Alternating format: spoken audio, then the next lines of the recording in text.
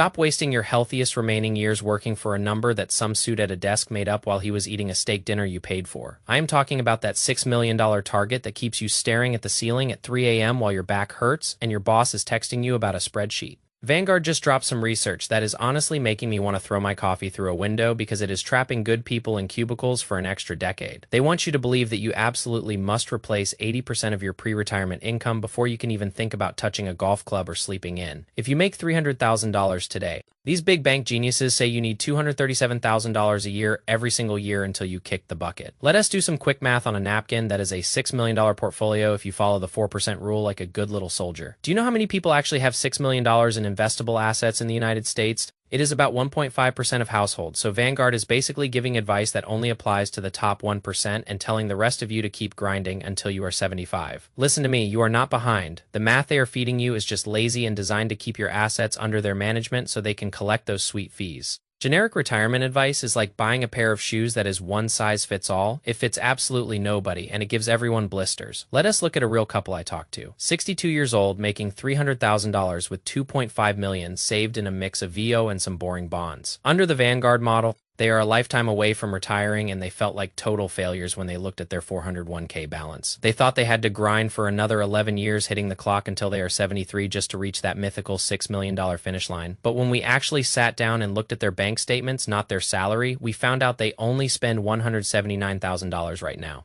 And $40,000 of that is for college tuition for their youngest kid, which disappears in exactly 4 years when that kid graduates. Why on earth would you fund a $40,000 expense for 30 years of retirement if it only exists for 4 years? This is where the big bank logic falls off a cliff because it does not account for the messy reality of your actual life. Retirement is not one giant mountain of cash you have to climb. It is a pie made of different slices that show up at different times. The first slice is your actual core spending need, not some percentage of the salary you used to make while you were stressed out. You do not pay payroll taxes in retirement. You are not saving 15% for retirement while you are actually in retirement, and you are not buying dry clean suits for meetings you hate. Your spending is not a straight line. It is a smile. You spend more at 65 because you are traveling and buying the expensive wine. Then you slow down at 75 because you just want to sit on the porch and read a book about history. Maybe it goes up at 85 for healthcare, but it is never a flat 80% of your old corporate paycheck. The second slice is your reliable income, like Social Security or that tiny pension your company forgot they gave you. Our couple gets $52,000 from Social Security at age 67, so the portfolio does not have to carry the whole $179,000 load forever. The third slice is the most important one that everyone ignores, and that is tax location. $2 million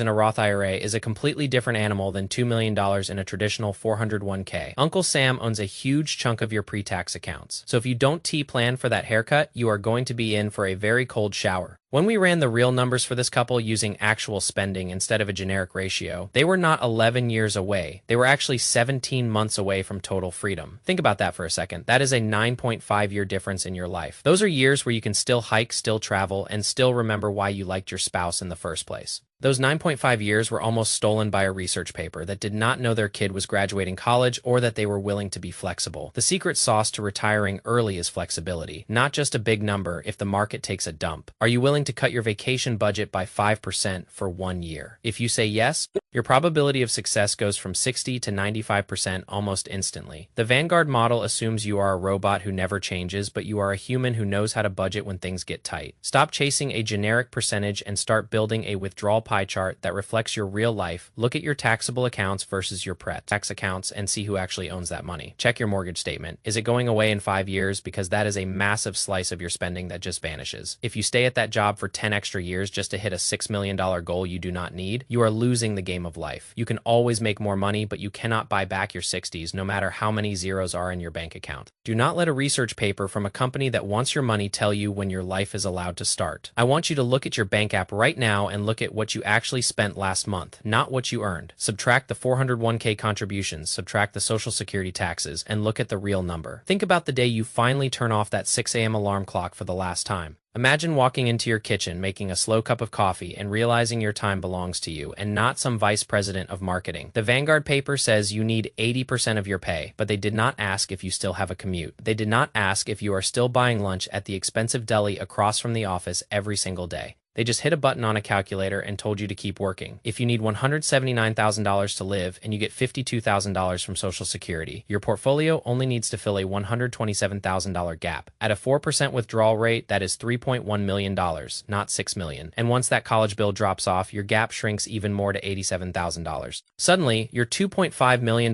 portfolio is not a failure. It is a powerhouse that is ready to launch you into freedom. But the industry wants you to be afraid because fear keeps you invested and fear keeps you paying for advice. You don't need. I see people with $4 million who are terrified to quit because some website told them they only have a 79% success rate. Listen to me. A 79% success rate does not mean you have a 21% chance of eating cat food under a bridge. It means in 21% of historical scenarios, you might have to spend 5% less on your hobbies for a year or two. That is it. That is the big scary risk that the banks are using to keep you working. You are an adult. You know how to handle a 5% budget cut. You've done it before when the car broke down or the roof leaked. The software we use builds this flexibility into the plan so you can see exactly where the guardrails are. It tells you when to spend more when the market is ripping and when to trim the fat when the market is dragging. This allows you to retire years earlier than the static 4% rule ever would. Static rules are for people who are too lazy to do the actual work of planning their lives. You are here because you want to be smart with your capital, so stop acting like a passenger in your own life. Look at your withdrawal pie chart today and calculate your core spending versus your fund spending factor and your Social Security at different ages. Maybe you take it at 67, or maybe you wait until 70 to maximize the check. Look at your tax buckets. Do you have money in a brokerage account that you can access without a 10% penalty? Most importantly, ask yourself what you are willing to trade for your time. Are you willing to trade a slightly smaller house or a slightly older car for 10 years of your life back? For almost everyone I talk to, that is a trade they would make in a heartbeat. The industry is not offering you that trade because they don't care about your time.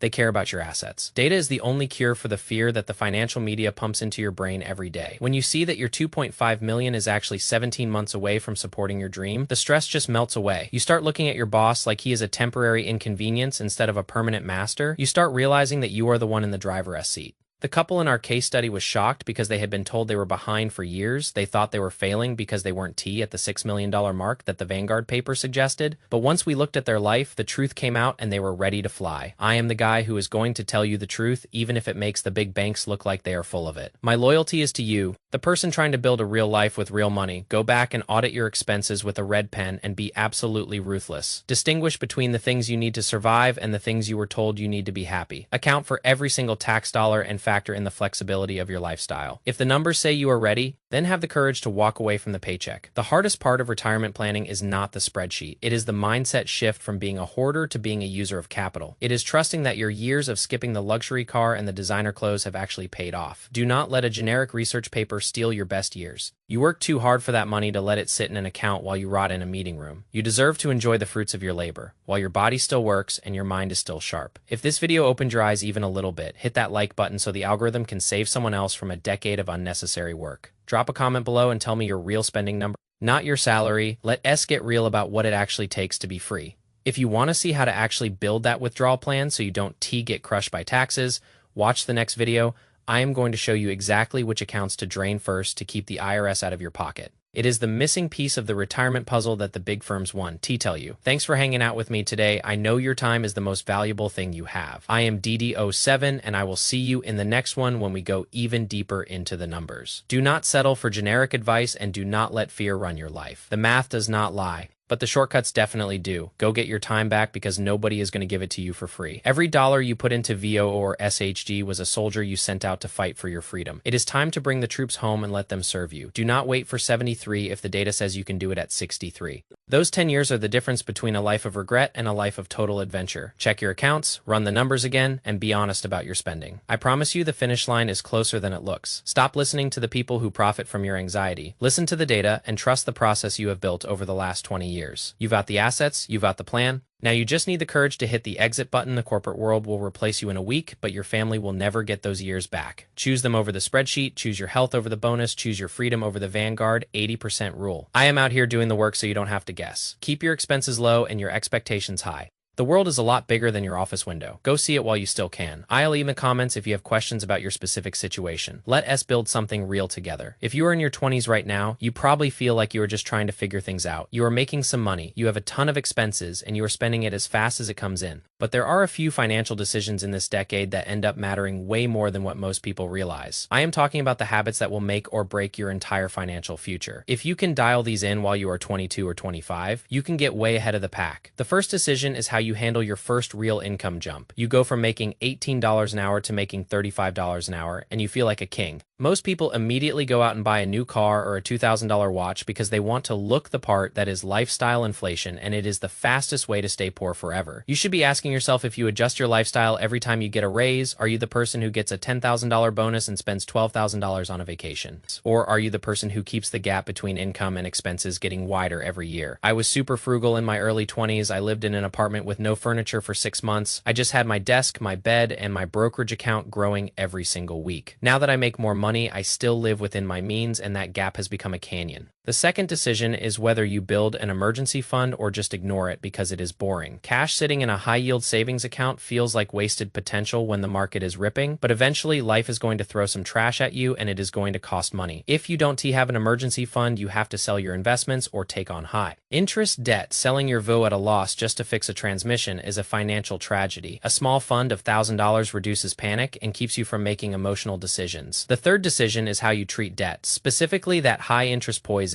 There are people who normalize credit card debt and keep a balance of $5,000 for years. They are paying 25% interest and wondering why they can get ahead. Lenders love people who only make the minimum payments because that is how they optimize their profits. If you have $10,000 in high-interest debt, it is a dark cloud over your entire life. Treat it like a fire and put it out with everything you've got. The fourth decision is when you start investing, not if you start. People get analysis paralysis and spend 3 years reading books instead of buying shares. They wait for the perfect time or a market crash that never comes. Time matters a lot more than doing things perfectly when you are in your 20s. You are going to make mistakes, but a mistake at 22 is a lot cheaper than a mistake at 52. The best time to start was yesterday. The next best time is right now. I started with $25 a week. It was nothing, but it built the muscle of consistency. The fifth decision is what you actually value in the long run. Do you value the lifestyle today or the flexibility you want 10 years from now? In your 20s, you have the energy and the time, but you don't have the perspective yet. Delayed gratification is the ultimate superpower in a world that wants you to spend everything. I know people who spent all their money traveling and they have great memories, but they have zero freedom. They are 30 years old and they have to stay in a job they hate because they have no cushion. What sounds better, a $500 bottle of service at the club or the ability to quit your job whenever you want? Real freedom is the ability to do whatever you want with your time, and if you can understand that at 22, you will be a millionaire by 40 without even trying hard. Time is money, but the more money you have, the more time you get back. Build a snowball that is so big it rolls down the hill whether you are working or not. If you are 35 and your portfolio is at 2 million, your contributions don't even matter anymore.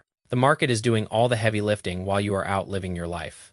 That is the goal. That is why we skip the $15 salads and the luxury car leases. We are buying our future selves the right to say no to anyone. Don't let the lifestyle inflation creep up and steal your flexibility. If you build an expensive life, you become a prisoner to the paycheck. Keep your foundation strong and your assets growing. The world wants you to be a consumer, but you need to be an owner. Own the SP 500, own your time, and own your future. If you got this far, you are already thinking differently than 99% of people your age. Keep that hunger and keep that discipline. The rewards are coming, I promise you. The math of compound interest is a miracle that only works for the patient. Be patient with the market and aggressive with your savings.